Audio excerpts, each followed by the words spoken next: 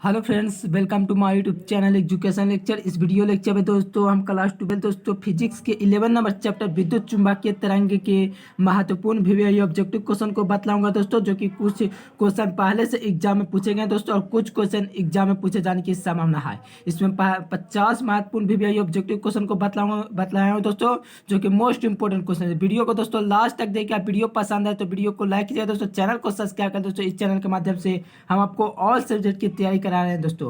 और दोस्तों कमेंट करके बताइए दोस्तों आपको ये 50 ऑब्जेक्टिव में कितने पहले से मालूम थे। चलिए दोस्तों, फर्स्ट नंबर क्वेश्चन कहता है कि निम्नलिखित में से कौन दोस्तों विद्युत चुम्बकीय तरंग नहीं है। कौन सा दोस्तों है जो विद्युत चुम्बकीय तरंग नहीं दोस्तों? प्रकाश विद्युत चुम्बकीय तरंग है, ठीक है। एक्स किरण में दोस्तों विद्युत चुम्बकीय तरंग है, अवरक्त किरण में दोस्तों विद्युत चुम्बकीय तरंग है, ठीक है। लेकिन दोस्तों ध्वनि तरंग है दोस्तों, वे विद्युत चुम्बकीय तरंग नहीं है, ठीक है। तो राइट आंसर दोस्तों ऑप्शन नंबर सी हो जाएंगे, ठीक है। ध्वनि तरंग दोस्तों विद्युत चुम्बकीय तरंग नहीं है, ठीक है। तो right answer option number C हो जाएंगे। अगर दोस्तों इसका पीडीएफ लेना चाहते हो तो दोस्तों टेलीग्राम का लिंक दोस्तों डिस्क्रिप्शन में दिया गया है, वहां से दोस्तों ज्वाइन हो सकते हो। चलिए, गामा किरणें की तरह होता है दोस्तों। गामा किरणों की तरह होता है। कौन किरणें दोस्तों होता है गामा किरणें की तरह? तो याद रखिए दोस्तों, एक्स किरणें है जो गामा किरणों की तरह होता है। एक्स किरणें दोस्तों किस तरह होता है दोस्तों? एक्स किरणें होता है। या तो गामा किरणें किस तरह से होता है तो एक्स किरण, या तो पूछेगा एक्स किरणों की तरह होता है तो गामा किरण, ठीक है दोस्तों। ये दोस्तों ऐसे भी पूछ सकता है, ठीक है। एक्स किरणों की तरह होता है तो गामा किरण। अगर यहाँ पर दोस्तों पूछ रहा गामा किरणों की तरह होता है तो एक्स किरण, ठीक है दोस्तों। Right answer option number D हो जाएंगे।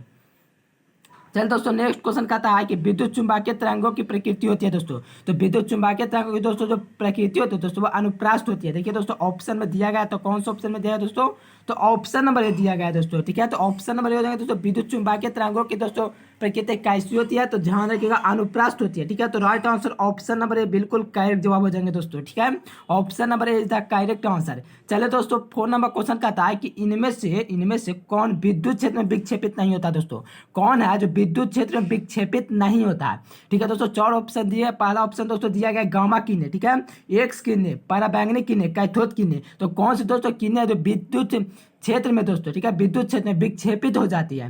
तो ध्यान रखें दोस्तों, कैथोड किरणें है जो विद्युत क्षेत्र में विक्षेपित हो जाती है, ठीक है। इसका राइट आंसर दोस्तों ऑप्शन नंबर डी बिल्कुल करेक्ट जवाब हो जाएंगे। चलिए नेक्स्ट क्वेश्चन दोस्तों, 5 नंबर क्वेश्चन कहता है कि किसी विद्युत चुम्बकीय विकिरण विद्युत चुम्बकीय विकिरण की ऊर्जा ये 13 दोस्तों 2 है, ठीक है।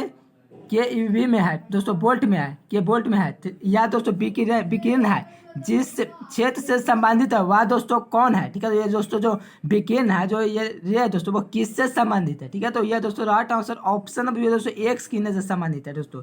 किसी विद्युत चुम्बकीय विकिरण की ऊर्जा दोस्तों इतना, ठीक है। तो यह किस विकिरण क्षेत्र से दोस्तों संबंधित है? ध्यान रखिएगा एक्स किरण से संबंधित है दोस्तों। अगर दोस्तों आप लाइव चैट में आंसर कमेंट कर बहुत अच्छा दोस्तों, आप ऐसे ही कमेंट करते रहिए। चलिए, विद्युत धारा का मात्रक है। विद्युत धारा दोस्तों मात्रक है किसका मात्रक है दोस्तों?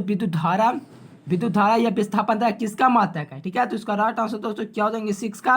तो एम्पियर हो जाएंगे दोस्तों। विस्थापन धारा किसकी मात्रक है? तो एम्पियर का हो जाएंगे दोस्तों। ऑप्शन नंबर बिल्कुल राइट जवाब हो जाएंगे, ठीक है। विस्थापन धारा किसकी मात्रक है? तो एम्पियर के हो जाएंगे। याद रखिएगा ऑप्शन नंबर हो जाएंगे दोस्तों राइट जवाब। चलिए नेक्स्ट क्वेश्चन दोस्तों कहता है 7 नंबर कि विद्युत चुम्बकीय तरंगे विक्षेपित हो सकती है। विद्युत चुम्बकीय तरंगे विक्षेपित हो सकते हैं दोस्तों। तो विद्युत चुम्बकीय तरंगे दोस्तों विक्षेपित हो सकती है, तो किस क्षेत्र में विक्षेपित हो जाती है? तो ध्यान रखें दोस्तों, यह सिर्फ विद्युत क्षेत्र द्वारा कि सिर्फ चुम्बकीय क्षेत्र के द्वारा कि दोस्तों दोनों हो जाएंगे, यानी कि दोस्तों ए और बी दोनों हो जाएंगे, कि इनमें से कोई नहीं होंगे। तो ध्यान रखें दोस्तों, जो विद्युत चुम्बकीय तरंग विक्षेपित होती है वो विद्युत क्षेत्र और चुम्बकीय क्षेत्र दोनों में विक्षेपित होती है, ठीक है दोस्तों। इसका right answer option number B कह सकते हो दोस्तों, बोथ, यानी कि दोनों हो जाएंगे, ठीक है। विद्युत चुम्बकीय तरंग दोस्तों है जो केवल विद्युत क्षेत्र में विक्षेपित होती है और चुम्बकीय क्षेत्र में विक्षेपित होती है, ठीक है। तो राइट आंसर दोस्तों ध्यान रखिएगा ऑप्शन नंबर सी हो जाएंगे। देखिए 18 के कंपार्टमेंटल में भी पूछा जा चुका है। चलिए नेक्स्ट क्वेश्चन दोस्तों कहता है कि म्यू नॉट एप्सिलॉन नॉट के पावर -1/2 का मान होता है। यहाँ पर दोस्तों मान है, ठीक है। यहाँ पर दोस्तों क्या है? मान है। तो मान दोस्तों कितना होता है? ठीक है, म्यू नॉट, ठीक है, म्यू नॉट और एप्सिलॉन नॉट, ठीक है। अब के पावर दोस्तों क्या दिया है? 1/-2 दिया गया दोस्तों, ठीक है। पावर -1/2 दिया गया है। तो इसका दोस्तों मान क्या होता है? तो कंपार्टमेंटल में पूछा जा चुका है दोस्तों। तो ध्यान रखिएगा 3 गुना 10⁻8 मीटर प्रति दोस्तों सेकंड होता है, ठीक है। इसका मान होता है, ठीक है। तो राइट आंसर दोस्तों ऑप्शन नंबर बी में दिया गया, जो कि इसका दोस्तों करेक्ट जवाब हो जाएंगे। चलिए नेक्स्ट क्वेश्चन दोस्तों कहता है कि समय के साथ बदलते हुए विद्युत क्षेत्र के कारण एक विद्युतीय धारा epsilon naught d phi E बटा डी टी दोस्तों आई परिभाषित होता है, इसे दोस्तों कहा जाता है, तो क्या कहा जाता है, तो ध्यान रखिए दोस्तों इसे क्या कहा जाता है। तो चार ऑप्शन दोस्तों दिए गए हैं, चालन धारा कहा जाता है, कि प्रेरित धारा कहा जाता है, कि बोथ हो जाएंगे दोस्तों, दोनों चालन और प्रेरित धारा दोनों की विस्थापन धारा।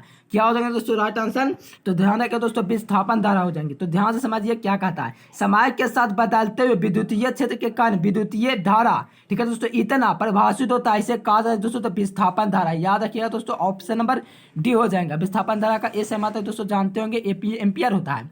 चलिए दोस्तों नेक्स्ट क्वेश्चन का था 10 नंबर की विद्युत चुंबकीय तरंग के संचालन की दिशा होती है। देखिए दोस्तों यह कब कब पूछा जा चुका है, देखिए यह 2015 के एग्जाम में पूछा जा चुका है, 17 के एग्जाम में पूछा जा चुका है, 19 के एग्जाम में पूछा जा चुका है, और इस बार के 21 एग्जाम में भी पूछा जा चुका है। ठीक है दोस्तों, तो यह मोस्ट इंपोर्टेंट क्वेश्चन है, इसे दोस्तों याद रखिएगा। ठीक है 15, 17, 19, 21, तो इसे याद रखिएगा दोस्तों, मोस्ट इंपोर्टेंट क्वेश्चन है। तो ठीक है, तो विद्युत चुंबकीय तरंग की दोस्तों दिशा होती है वो ई वेक्टर गुना बी वेक्टर के समांतर होती है दोस्तों, E vector cross B vector के समांतर होती है दोस्तों, जो कि ऑप्शन नंबर डी में दिया गया है। कहीं पर दोस्तों इसका आंसर ये दोस्तों ऑप्शन नंबर सी भी देखने को मिलता है, लेकिन इसका गलत जवाब होता है दोस्तों। यह दोस्तों जो होता है हमेशा दोस्तों E vector cross B vector के समांतर होता है। तो ध्यान रखिए दोस्तों ऑप्शन नंबर डी को टिक कीजिएगा एग्जाम में। चलिए दोस्तों 11 नंबर क्वेश्चन का आता है कि निम्नलिखित में से किस तरंग की तरंगधार न्यूनतम होती है दोस्तों। देखिए सबसे दोस्तों न्यूनतम होती है तरंगधार वो गामा किन होती है, लेकिन दोस्तों सबसे अधिक रेडियो तरंग की होती है। आप इसे याद भी रखिएगा। ठीक है, सबसे अधिक दोस्तों रेडियो तरंग की होती है, लेकिन सबसे न्यूनतम दोस्तों गामा किरणों की होती है। ध्यान रखिएगा कौन सी किरणें दोस्तों, तो गामा किरणों के दोस्तों जो तरंगधार होता है वो न्यूनतम होता है। ठीक है, तो जो कि ऑप्शन नंबर सी में दोस्तों दिया गया है। सबसे अधिक पूछे तो रेडियो तरंग। ठीक है, तो ध्यान रखेंगे। चलिए दोस्तों 12 नंबर क्वेश्चन कहता है कि विद्युत चुंबकीय तरंगों के इतिहास में किसका नाम नहीं है। विद्युत चुंबकीय तरंग दोस्तों जो वैज्ञानिक थे इसके बारे में जो खोज किए थे दोस्तों, वो किसका नाम है, किस वैज्ञानिक का नामो निशान नहीं है। तो ध्यान रखेंगे दोस्तों जो चंद्रशेखर जो दोस्तों वेंकटरमन है जो दोस्तों उसका नाम नहीं है। ठीक है, ये देखिए दोस्तों यह जगदीश चंद्र माथुर का दोस्तों नाम है। ठीक है, जगदीश चंद्र बोस का जगदीश चंद्र बोस का भी नाम दोस्तों है किसमें, तो विद्युत चुंबकीय तरंगों के में दोस्तों इनका हाथ है खोज करने में। चलिए हार्ट का भी नाम है, मार्कोनी का भी है, लेकिन दोस्तों चंद्रशेखर का नहीं है, यानी कि ऑप्शन नंबर है दोस्तों राइट आंसर है, इसका हाथ नहीं था। चलिए दोस्तों 13 नंबर क्वेश्चन कहता है जाल को कीटाणु रहित करने के लिए उपयुक्त है दोस्तों। कौन से विकिरण दोस्तों जाल को कीटाणु रहित करने के लिए उपयुक्त है। तो ध्यान रखें दोस्तों पराबैंगनी किरणें है। ठीक है, कौन सी किरणें दोस्तों, पराबैंगनी किरणें है जो जाल को कीटाणु रहित करने के लिए उपयुक्त है, जो कि दोस्तों ऑप्शन नंबर बी में दिया गया। इसका right answer option number B हो जाएंगे।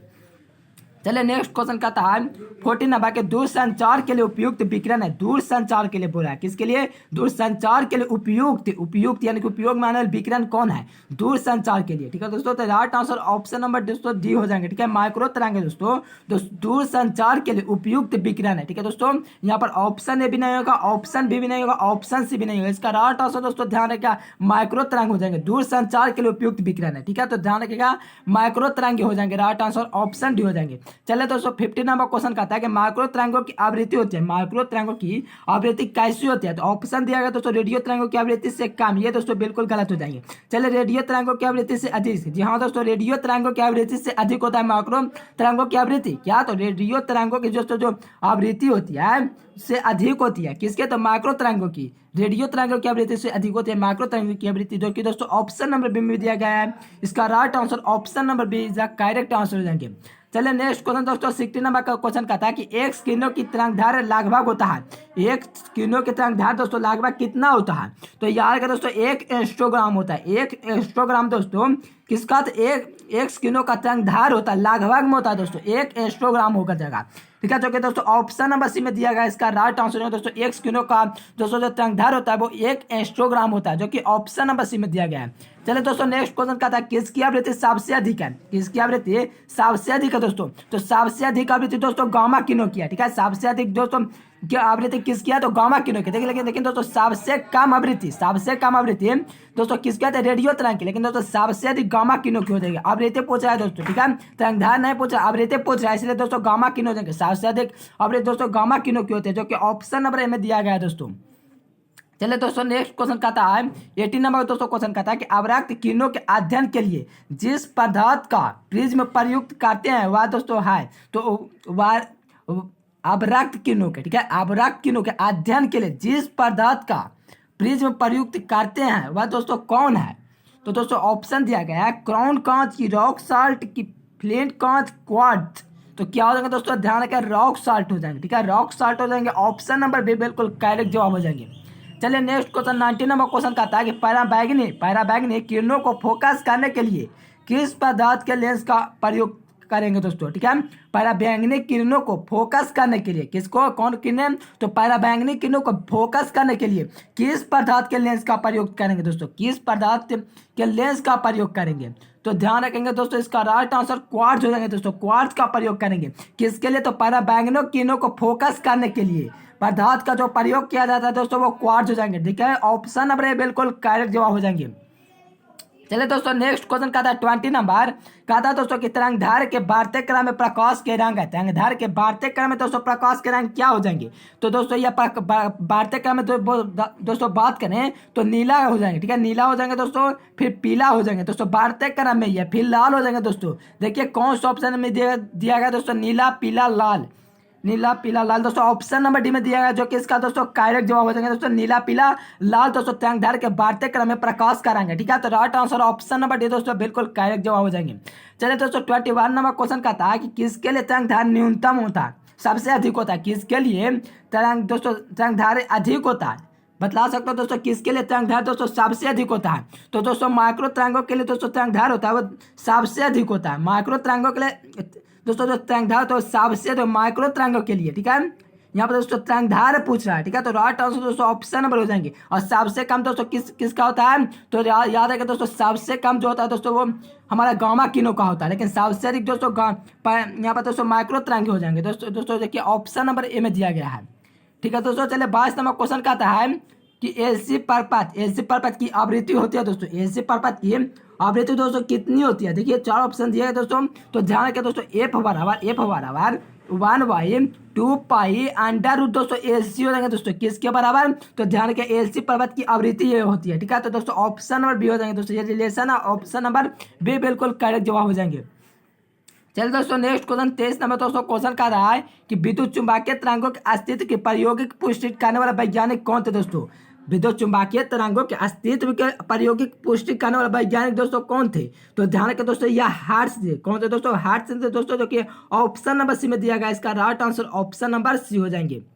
चलिए नेक्स्ट क्वेश्चन का था 24 नंबर कि कोहरे में फोटोग्राफी के लिए प्रयुक्त फिल्म है, कोहरे में फोटोग्राफी के लिए प्रयुक्त फिल्म कौन हो जाएंगे। तो दोस्तों ऑप्शन ए में दिया गया पोलराइड हो जाएंगे कि अवराक्त हो जाएंगे, पराबैंगनी हो जाएंगे, साधारण हो जाएंगे।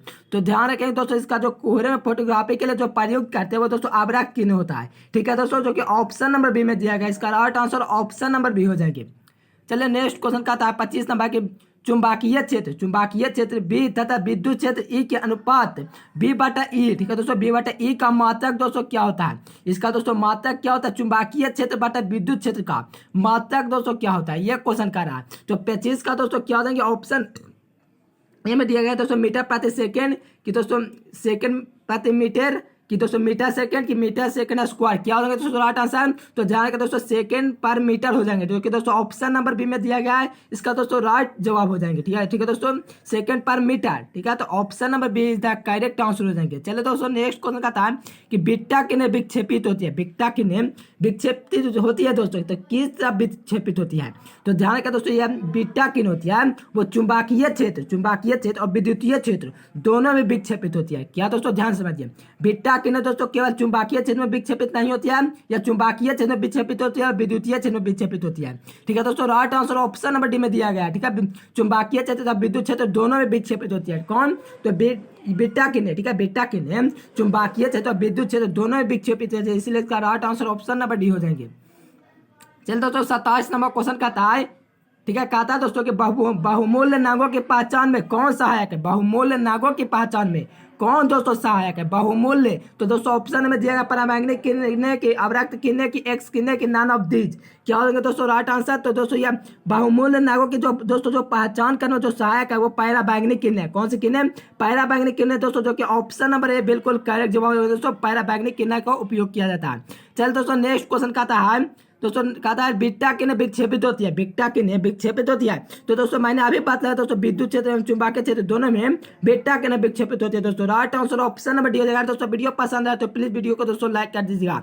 चल दोस्तों नेक्स्ट क्वेश्चन कहता है कहता दोस्त नेक्स्ट क्वेश्चन दोस्तों कहता है 29 नंबर क्वेश्चन कहता है, ठीक है दोस्तों। 29 नंबर क्वेश्चन का किसके लिए तरंग दैर्घ्य का मान अधिकतम होगा, किसके लिए तरंग दैर्घ्य का मान अधिकतम होता है? रेडियो तरंग दोस्तों, मैंने शुरू में बताया था दोस्तों रेडियो तरंग के लिए, ठीक है। तो राइट आंसर दोस्तों ऑप्शन नंबर ये हो जाएंगे, या माइक्रो तरंग, दोनों दोस्तों एक ही है, तो इसे याद रखिएगा। किसके लिए तरंग दैर्घ्य दोस्तों मान अधिकतम होता है? तो रेडियो तरंग, ऑप्शन नंबर है बिल्कुल करेक्ट जवाब हो जाएंगे। चलो दोस्तों नेक्स्ट क्वेश्चन कहता है कि किसकी तरंग लंबाई न्यूनतम होती है, किसकी तरंग लंबाई न्यूनतम होती है दोस्तों? ऑप्शन में दिया गया गामा किरण की, एक्स किरण की, रेडियो तरंग की नॉन ऑफ दीज। दोस्तों क्या हो जाएंगे? राइट आंसर बतला सकते हो दोस्तों कमेंट करके। किसके लिए तरंग दैर्घ्य का दोस्तों तरंग की लंबाई न्यूनतम होती है, किसके लिए तरंग की लंबाई न्यूनतम होती है दोस्तों? तो गामा किरण के लिए तरंग की लंबाई दोस्तों न्यूनतम होती है, जो कि दोस्तों ऑप्शन नंबर में दिया गया। इसका राइट आंसर ऑप्शन नंबर हो जाएंगे। चलिए नेक्स्ट क्वेश्चन कहता है कि 1/μ0 एप्सिलॉन नॉट की बीमा है, 1/μ0 एप्सिलॉन नॉट का बीमा हो जाएगा। क्या हो जाएगा दोस्तों बतला सकते हो? पहला ऑप्शन में दोस्तों दिया गया है कि एल स्क्वायर टी के पावर -2, और दोस्तों बी में दिया गया एल के पावर -2 टी के पावर 2, और दोस्तों दिया गया सी में एल और टी के पावर -1, और दोस्तों डी में दिया गया कि एल इनवर्स टी, ठीक है दोस्तों। क्या हो जाएंगे राइट आंसर 31 का? तो ध्यान रखें दोस्तों, जो 1/μ0 एप्सिलॉन नॉट का जो बीमा होता है दोस्तों वो एल स्क्वायर टी के पावर -2 होता है, जो कि दोस्तों ऑप्शन नंबर ए में दिया गया है, ठीक है दोस्तों। ऑप्शन नंबर ए बिल्कुल करेक्ट जवाब हो जाएंगे। इसे दोस्तों याद रखिए, मोस्ट इंपोर्टेंट क्वेश्चन दोस्तों, सारा क्वेश्चन दोस्तों इंपॉर्टेंट है, समझ सकते हो दोस्तों। ये विद्युत चुंबकीय तरंग के चैप्टर के 50 महत्वपूर्ण ऑब्जेक्टिव क्वेश्चन। अगर इस चैप्टर दोस्तों एग्जाम में 50 मान लीजिए कि 5 ऑब्जेक्टिव आता है, तो 5 ऑब्जेक्टिव देखना दोस्तों, इससे बिल्कुल दोस्तों देखने को मिलेंगे दोस्तों, क्योंकि मैंने दोस्तों किताब का गहराई से पढ़ कर ये ऑब्जेक्टिव तैयार किया है, ठीक है दोस्तों। तो बिल्कुल विश्वास कर सकते हो इस चैनल पर। चलिए विद्युत चुंबकीय तरंग है, विद्युत चुंबकीय तरंग दोस्तों क्या है? तो विद्युत चुंबकीय तरंग दोस्तों क्या होता है? तो विद्युत चुंबकीय दोस्तों जो होता है वो अनुप्रास्त होता है, ठीक है दोस्तों। ये देख सकते हो हस्तलिखित दोस्तों, ये नोट्स आ गए। पहले दोस्तों किताब वाले थे, लेकिन दोस्तों ये हस्तलिखित है जो कि मैंने किताब से निकाले। चलो तो विद्युत चुंबकीय तरंग है जो अनुप्रास्त हो जाएंगे दोस्तों, ऑप्शन नंबर भी हो जाएंगे। विद्युत चुंबकीय तरंग दोस्तों क्या हो जाएंगे? अनुप्रास्त हो जाएंगे, तो दोस्तों ऑप्शन नंबर भी हो जाएंगे। चलिए नेक्स्ट क्वेश्चन दोस्तों कहता है कि दूरसंचार के लिए उपयुक्त विकिरण है, दूरसंचार के लिए उपयुक्त दोस्तों विकिरण कौन सी हो जाएंगे? तो दूरसंचार के लिए दोस्तों जो उपयुक्त कहते हैं वो पहला बैगनी हो जाएंगे, कि अवरक्त हो जाएंगे, कि माइक्रो तरंगी हो जाएंगे, दीर्घ प्रकाश हो जाएंगे, ठीक है दोस्तों। मैंने अभी में बताया था दोस्तों, इसका राइट आंसर बताइए कमेंट करके बताइए दोस्तों लाभ चैट में। तो दूरसंचार के लिए दोस्तों उपयुक्त विकिरण है वो माइक्रो तरंगी हो जाएंगे। राइट आंसर दोस्तों ऑप्शन नंबर हो जाएंगे माइक्रो तरंगी, इसे दोस्तों ध्यान रखिएगा। चलिए नेक्स्ट क्वेश्चन दोस्तों 34 नंबर क्वेश्चन दोस्तों कहता है कि प्रयोगशालाओं को बैक्टीरिया से मुक्त कराने में उपयोग की जाती है दोस्तों, ठीक है। प्रयोगशाला में बैक्टीरिया से मुक्त कराने के लिए उपयोग की जाती है। पहला दोस्तों दिया गया अल्ट्रावायलेट किरणें, अवरक्त किरणें, दृश्य प्रकाश, नन ऑफ दिस। तो क्या देंगे राइट आंसर दोस्तों? तो ध्यान रखिएगा अल्ट्रावायलेट किरण हो जाएंगे दोस्तों। अल्ट्रावायलेट किरण प्रयोगशालाओं में दोस्तों बैक्टीरिया को मुक्त करने के लिए दोस्तों कराने के लिए उपयोग किया जाता है, ठीक है। तो राइट आंसर दोस्तों ऑप्शन नंबर हो जाएंगे अल्ट्रावायलेट किरण, जो कि दोस्तों ऑप्शन नंबर ए में दिया गया है। चलिए नेक्स्ट क्वेश्चन दोस्तों कहता है 35 नंबर के बेतारित तार संचार का आविष्कार किया था। बेतारित तार, ठीक है दोस्तों, संचार का आविष्कार किसने किया था? ऑप्शन में दिया गया दोस्तों मैक्सवेल ने, कि हार्ट्ज ने, कि मार्कोनी ने, कि दोस्तों जगदीश चंद्र बासु ने, ठीक है दोस्तों। कौन किसने किया था दोस्तों? यहाँ पर तार संचार का आविष्कार किसने किया था दोस्तों? तो ध्यान रखें दोस्तों, यहाँ मार्कोनी ने किया था। किसने किया था दोस्तों? बेतारिस तार संचार का आविष्कार मार्कोनी ने किया था, ठीक है। बेतारियम तार संचार का आविष्कार किसने किया था? मार्कोनी ने किया था दोस्तों। ऑप्शन नंबर सी बिल्कुल राइट जवाब हो जाएंगे, ठीक है। ऑप्शन नंबर सी हो जाएंगे। चलिए नेक्स्ट क्वेश्चन दोस्तों कहता है किनका उपयोग पौधाघरों में किया जाता है? किनका उपयोग पौधाघरों में किया जाता है? ऑप्शन में दिया गया दोस्तों गामा रे, कि एक्स रे, कि पैराबैंगनी रे, कि अवरक्त किरणें। तो क्या होगा दोस्तों 36 का राइट आंसर। तो ध्यान रखिएगा दोस्तों, जो किनका उपयोग करता है दोस्तों पौधाघरों में, वो दोस्तों अवरक्त किरणों का उपयोग करता है। किसका दोस्तों? अवरक्त किरणों का प्रयोग पौधाघरों में किया जाता है दोस्तों। इसका right answer option number D हो जाएंगे दोस्तों, ठीक है। अवरक्त किरणों का उपयोग पौधाघरों में किया जाता है, याद रखिएगा ऑप्शन नंबर डी हो जाएंगे। चलिए नेक्स्ट क्वेश्चन कहता है पैराबैंगनी विकिरण, 37 नंबर कहता है कि पैराबैंगनी विकिरण की किसके द्वारा बैंगनी विक्षेपित होता है दोस्तों, ठीक है। पैराबैंगनी विकिरण है किसके द्वारा बैंगनी विक्षेपित हो जाती है? बैंगनी विक्षेपित हो जाती है किसके द्वारा? पैराबैंगनी विकिरण किसके द्वारा बैंगनी विक्षेपित हो जाता है? ऑप्शन में दिया गया अवरक्त, की गामा, की अल्फा किरणें, की क्वार्ट्ज। तो ये ध्यान रखेंगे दोस्तों, क्वार्ट्ज के द्वारा पैराबैंगनी किरणें दोस्तों जो बैंड विक्षेपित होती है किसके द्वारा? तो क्वार्ट्ज के द्वारा। ऑप्शन नंबर डी बिल्कुल राइट जवाब हो जाएंगे।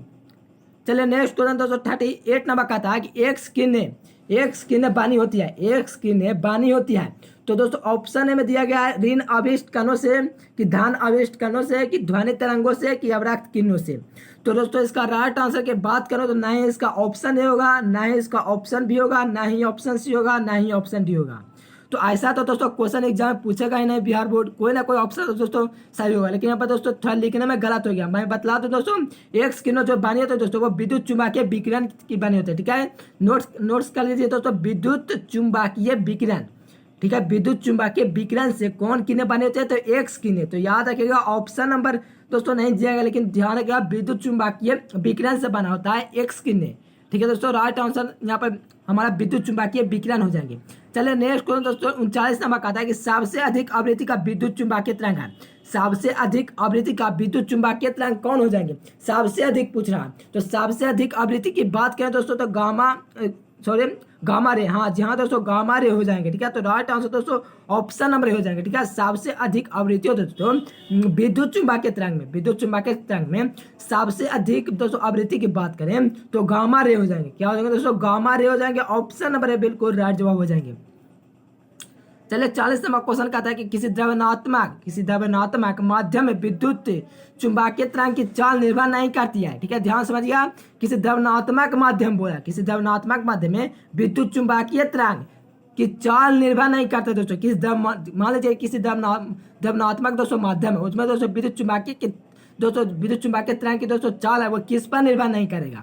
तो किस पर दोस्तों निर्भर नहीं करेगा? तो ध्यान रखिए दोस्तों तीव्रता पर निर्भर नहीं करेगा। ठीक है दोस्तों, इसका राइट आंसर क्या होगा दोस्तों? तीव्रता होगा दोस्तों। इसका तरंग दैर्घ्य गलत हो जाएगा दोस्तों, ये भी गलत हो जाएंगे, ये भी गलत हो जाएंगे। इसका राइट आंसर दोस्तों तीव्रता हो जाएंगे। मोस्ट इंपोर्टेंट क्वेश्चन है। ठीक है, तो इसे याद रखिएगा, ऑप्शन नंबर दोस्तों सी बिल्कुल करेक्ट जवाब हो जाएंगे। चलिए नेक्स्ट क्वेश्चन दोस्तों 41 नंबर क्वेश्चन कहता है कि एक किरण के भेदन क्षमता दोस्तों, भेदन क्षमता गामा किरणों से होती है दोस्तों, कितनी होती है? एक किरणों का भेदन क्षमता दोस्तों गामा किरणों से कितनी होती है? अधिक होती है कि कम होती है कि समान होती है कि नॉन ऑफ दीज? तो ध्यान रखिए दोस्तों, एक किरणों का दोस्तों भेदन क्षमता होता है वो गामा किरणों से कम होता है। इसे याद रखिएगा, ऑप्शन नंबर बी बिल्कुल राइट जवाब हो जाएंगे। चलिए नेक्स्ट क्वेश्चन दोस्तों 42 नंबर क्वेश्चन कहता है कि एक किरणों और गामा किरणों का वर्गीकरण का आधारित है। एक किरणों और गामा किरणों का वर्गीकरण आधारित है परावर्तन पर कि उत्पत्ति पर कि बोथ की नॉन ऑफ दीज? तो ध्यान रखें दोस्तों, एक किरणों और गामा किरणों का दोस्तों वर्गीकरण उत्पत्ति पर आधारित है। किस पर? तो उत्पत्ति पर। ऑप्शन नंबर बी बिल्कुल राइट जवाब हो जाएंगे। चलिए दोस्तों 43 नंबर क्वेश्चन क्या था कि ये मोस्ट इंपोर्टेंट क्वेश्चन, ध्यान रखिएगा। निर्वात में प्रकाश की चाल सी। ठीक है, निर्वात में प्रकाश की चाल सी। ठीक है, निर्वात में प्रकाश की चाल सी। चुंबकशीलता में म्यू नॉट परावैद्युता का बीच संबंध दोस्तों, क्या समझिए ध्यान से। तो निर्वात में प्रकाश की चाल सी हो गया। ठीक है, और चुंबकशीलता में म्यू नॉट हो गया। अब परावैद्युता का बीच संबंध पूछ रहा है। मोस्ट इंपोर्टेंट क्वेश्चन दोस्तों, रिलेशन से 3 से 4 ऑब्जेक्टिव दोस्तों पूछे जाते हैं ऑब्जेक्टिव में। तो ध्यान रखें दोस्तों, राइट आंसर क्या हो जाएंगे? तो दोस्तों एप्सिलॉन 0 या नॉट, म्यू नॉट या 0। ठीक है दोस्तों, सी स्क्वायर बराबर 1 होता है दोस्तों, 1 के इक्वल हो जाता है। ठीक है दोस्तों, निर्वात में प्रकाश की चाल दोस्तों क्या हो गया? सी स्क्वायर यहाँ पर दोस्तों हो गया। ठीक है, और चुंबकशीलता म्यू नॉट, और दोस्तों निर्वात में प्रकाश की यहाँ पर दोस्तों एप्सिलॉन नॉट हो गए। ठीक है, तो राइट आंसर दोस्तों क्या हो जाएंगे? जो कि दोस्तों ऑप्शन नंबर सी में दिया गया, इसका दोस्तों राइट जवाब हो जाएंगे। ठीक है, तो ध्यान रखिएगा, ऑप्शन सी हो जाएंगे। चलिए 44 नंबर दोस्तों क्वेश्चन कहता है विद्युत चुम्बकीय तरंग की उत्पत्ति का मूल कारण, विद्युत चुम्बकीय तरंगों की उत्पत्ति का दोस्तों मूल कारण क्या है? तो आवेशों की दोस्तों क्या हो जाएंगे? आवेशों की समान गति की, आवेशों की त्वरित गति की, आवेशों की स्थिर गति की, नॉन ऑफ दीज? तो दोस्तों इसका राइट आंसर जो है दोस्तों विद्युत चुम्बकीय की तरंग की उत्पत्ति का मूल कारण जो है दोस्तों आवेशों की त्वरित गति है। आवेशों की त्वरित गति ऑप्शन नंबर बी दोस्तों राइट आंसर हो जाएंगे। चलिए दोस्तों नेक्स्ट क्वेश्चन कहता है गामा किरण परमाणु के किस विषय की जानकारी देता है दोस्तों? गामा किरण दोस्तों है, ठीक है, गामा किरण है वो परमाणु के किस विषय की जानकारी देता है? ऑप्शन में दिया गया त्रिज्या, ऑप्शन बी में दिया गया है दोस्तों क्या? तो नाभिक, ऑप्शन सी में दिया है दोस्तों गामा व्यास, ऑप्शन डी में दिया है दोस्तों 0। तो इसका राइट आंसर दोस्तों नाभिक के विषय में जानकारी देता है गामा किरण। ठीक है, गामा किरण परमाणु के नाभिक के बारे में दोस्तों जानकारी देते हैं, इसलिए दोस्तों इसका right answer option number B हो जाएंगे। चलिए दोस्तों संधारित्र के आवेशन में क्रम में इसकी दोस्तों प्लेट के बीच क्या होता है दोस्तों? ठीक है, संधारित्र के आवेशन के क्रम में इसकी प्लेट के बीच होता है। तो ध्यान रखें दोस्तों, ऑप्शन नंबर सी हो जाएंगे दोस्तों, ए वेक्टर एवं बी वेक्टर के दोनों परस्पर लंबवत दिशा में। ठीक है, तो राइट आंसर दोस्तों ऑप्शन नंबर सी हो जाएंगे। चलिए दोस्तों 48 नंबर क्वेश्चन कहता है किसने पता किया कि प्रकाश विद्युत चुम्बकीय तरंग है। ठीक है, देखिए दोस्तों मोस्ट इंपोर्टेंट क्वेश्चन। ठीक है, कहता है कि किसने पता किया कि प्रकाश विद्युत चुम्बकीय तरंग है। किसने दोस्तों पता किया होगा, तो बतला सकते हो दोस्तों, 4 ऑप्शन दिए गए हैं।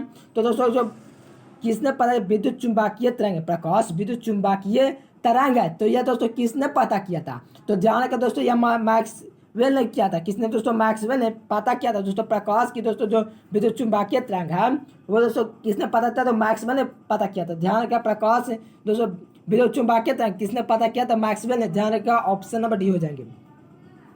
चलिए अरे 48 नंबर दोस्तों फिर क्वेश्चन आ गया। ठीक है, तो चुम्बकीय क्षेत्र की उत्पत्ति होती है, चुम्बकीय क्षेत्र की उत्पत्ति होती है तो कहाँ होती है दोस्तों चुम्बकीय क्षेत्र की उत्पत्ति। ऑप्शन नंबर दिया गया केवल गतिशील आवेश के द्वारा कि केवल परिवर्तित विद्युत क्षेत्र के द्वारा कि बोथ हो जाएंगे। क्या हो जाएगा राइट आंसर दोस्तों, जब बोथ हो जाएंगे दोस्तों, जब चुम्बकीय क्षेत्र की उत्पत्ति जो होती है तो वह गतिशील आवेश के द्वारा भी और परिवर्तित विद्युत क्षेत्र के द्वारा भी उत्पन्न होती है। ठीक है, तो ऑप्शन नंबर सी बिल्कुल राइट जवाब हो जाएंगे। चल दोस्तों नेक्स्ट क्वेश्चन कहता है कि एप्सिलॉन नॉट म्यू नॉट की बीमा है, वहाँ पर दोस्तों 1/2 में पूछ रहा था। ठीक है, तो उसका उल्टा कर दीजिए। तो म्यू नॉट एप्सिलॉन नॉट की बीमा दोस्तों क्या हो जाएंगे, तो टी स्क्वायर यहाँ पर एल के पावर -2 हो जाएंगे दोस्तों, जो कि ऑप्शन नंबर ए में दिया गया है, जो कि इसका राइट जवाब हो जाएंगे।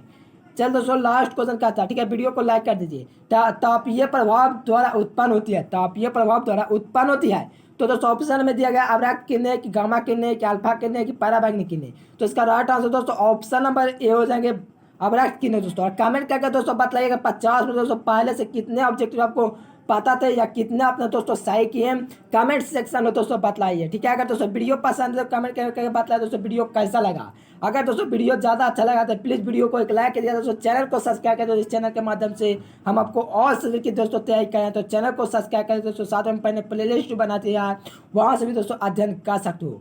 ठीक है दोस्तों, फिर मिलेंगे नेक्स्ट वीडियो में, तब तक के लिए bye bye. Thanks for watching this video. जय हिंद, वंदे मातरम।